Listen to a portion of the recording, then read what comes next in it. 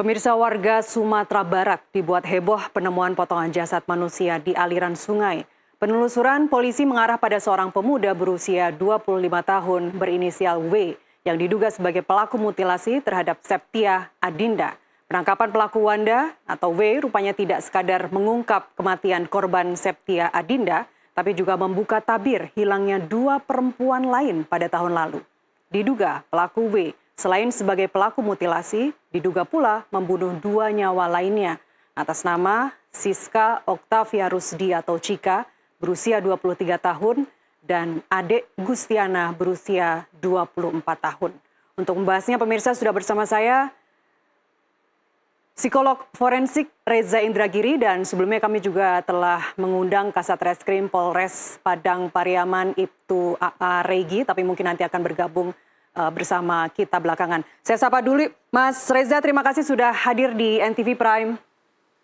Ya, terima kasih. Baik, sebelum kita mulai diskusi lebih lanjut, Mas Reza dan pemirsa, kita akan simak terlebih dahulu paket berikut ini.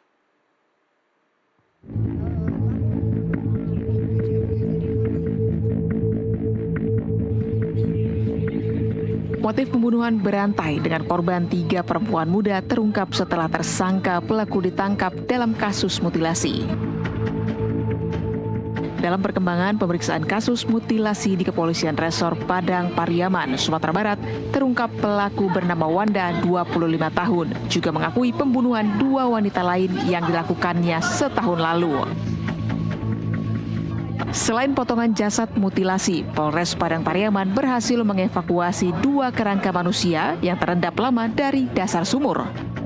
Sampai saat ini sudah ada 6 pelaku. Berarti yang masih kita cari ada berapa lagi, Pak? Masih yang kami belum ditemukan adalah ada 4 orang. Untuk di dalam sumur ada berapa jenazah, Pak, ditemukan, Pak? Kalau dari sumur tempat pelaku tinggal ada 2 kerangka manusia. Namun nantinya lebih pastinya akan kita tunggu hasil otopsi. Wanda alias SC ditangkap pada Kamis siang 19 Juni 2025 di rumahnya di Batang Anai, Padang Pariaman tanpa perlawanan.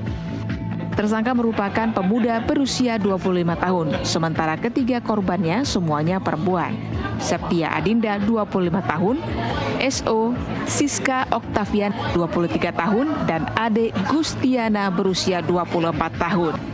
Dari Padang, Sumatera Barat, Mardi Rosa, jurnalis NTV melaporkan.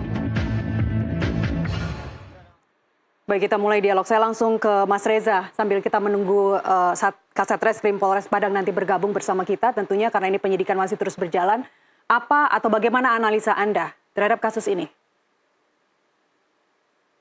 Dengan pertanyaan sapu jagat semacam itu, tentu sangat banyak yang bisa kemudian kita telaah. Tapi sebagai misal, orang selalu bertanya-tanya kenapa ada orang yang sampai hati melakukan mutilasi. Bagaimana kemudian kita bisa mencegah agar mutilasi tidak terulang lagi? Menurut saya, itu pertanyaan yang kendati relevan namun salah kaprah. Kenapa salah kaprah? Pokok persoalan, pokok kasus atau pokok masalahnya bukan pada mutilasinya. Jadi betapapun mutilasi itu mengerikan, betapapun menakutkan, tetapi mutilasi itu tanda petik hanya sebuah perilaku susulan setelah yang bersangkutan melakukan kejahatan utamanya. Kejahatan utamanya adalah pembunuhan. Oleh karena itu, semestinya pertanyaannya harus kita ubah.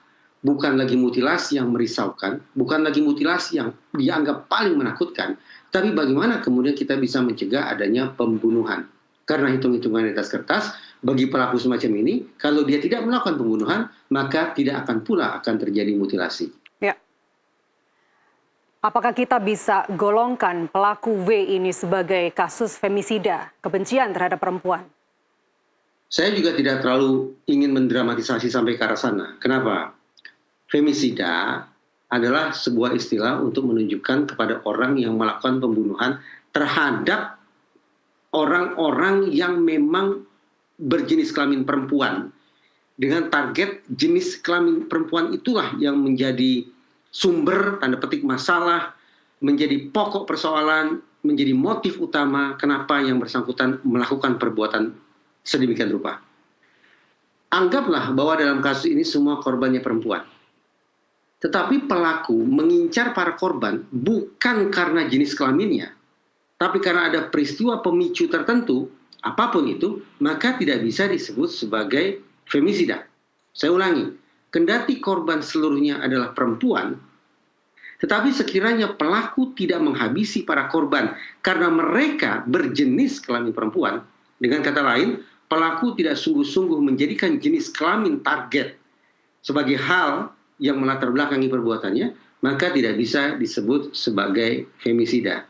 Tentu, siapapun orangnya, apapun jenis kelaminnya, ketika sudah menjadi korban pembunuhan, mereka harus mendapatkan empati.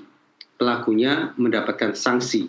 Tapi kita perlu ekstra hati-hati sebelum menyebut bahwa peristiwa semacam ini sebagai femisida. Sekali lagi, sekiranya pelaku tidak menjadikan jenis kelamin sebagai latar belakang pembunuhannya, maka tidak bisa disebut sebagai femisida. Baik, Mas Reza, kita coba kembali selami ke pemikiran pelaku W dalam hal ini.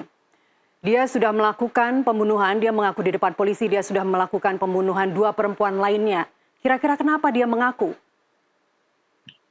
Saya tidak tahu strategi interogasi macam apa yang digunakan oleh pihak polisian. Ada faktor yang datang dari diri si pelaku, ada faktor yang datang dari pihak penyidik, interrogator, pemeriksa, polisi, ada pula faktor yang datang dari pihak lain, terutama dari significant others atau dari orang-orang yang signifikan terhadap diri si pelaku. Misalnya, kalau kita bicara tentang faktor diri si pelaku sendiri, adakah kemungkinan bahwa dia bersedih, menyesali perbuatannya, dihantui oleh ketakutan, didatangi oleh korban A, B, C, dan seterusnya. Ini adalah contoh-contoh faktor yang ada pada diri pelaku sampai kemudian mengakui perbuatannya. Atau juga datang dari faktornya dari pihak penyidik. Ada teknik-teknik interogasi, entah itu teknik yang menggunakan intimidasi, atau teknik yang menggunakan pendekatan humanis, guna membongkar pengakuan dari diri seorang pelaku. Berarti kita sesungguhnya bicara tentang tingkat keterampilan interrogator dalam menggali informasi dari pihak yang dia periksa. Ada juga faktor yang datang dari significant others, dari pihak lain. Pihak yang memiliki nilai penting bagi kehidupan si pelaku. Orang tuakah, temankah, guru agamakah, atau siapapun itu yang memberikan wejangan dan seterusnya sehingga pelaku mau mengakui perbuatannya.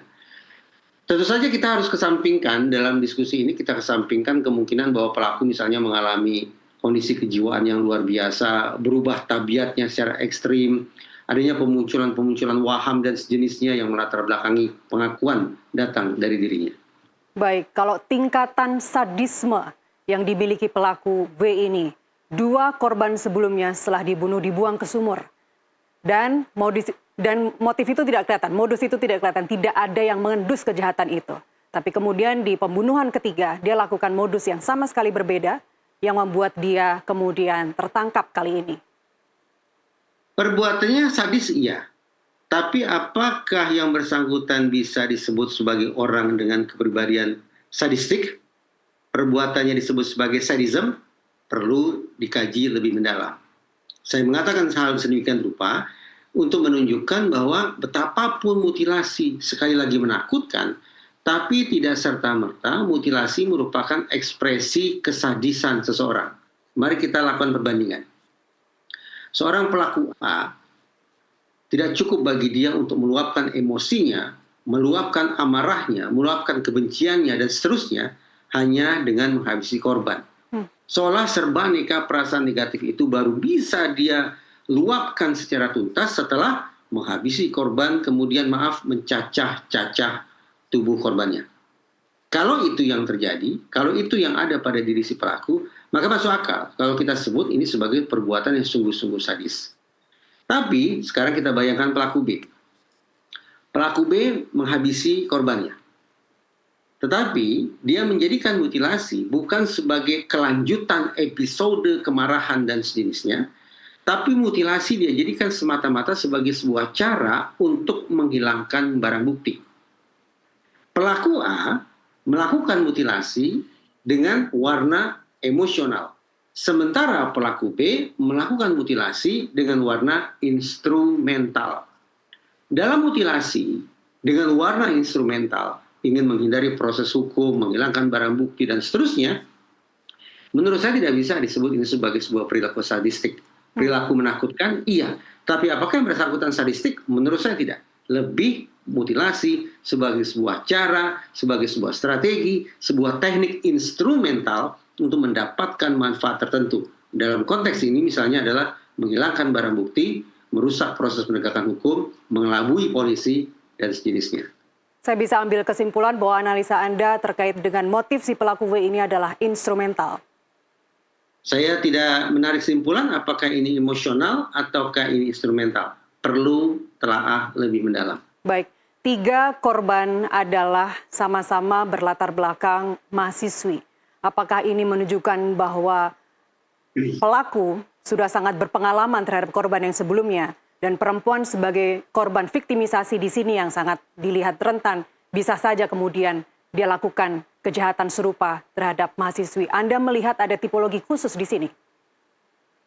Tanpa kita buat profil tentang siapa korban, yang tampaknya secara kebetulan semuanya adalah mahasiswi, tapi bahwa pelaku sudah melakukan perbuatan serupa berulang kali, ini kuat mengindikasikan bahwa memang pelaku sudah belajar dari waktu ke waktu, dari satu aksi ke aksi berikutnya, dia terus mengasah keterampilannya, dia membuat lebih fasih lagi cara-cara untuk melakukan perbuatan kejahatan sedemikian rupa.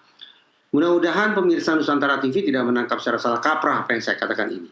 Tapi yang ingin saya berikan garis bawah adalah ternyata secara getir, perilaku jahat manusia juga merupakan hasil dari sebuah proses belajar.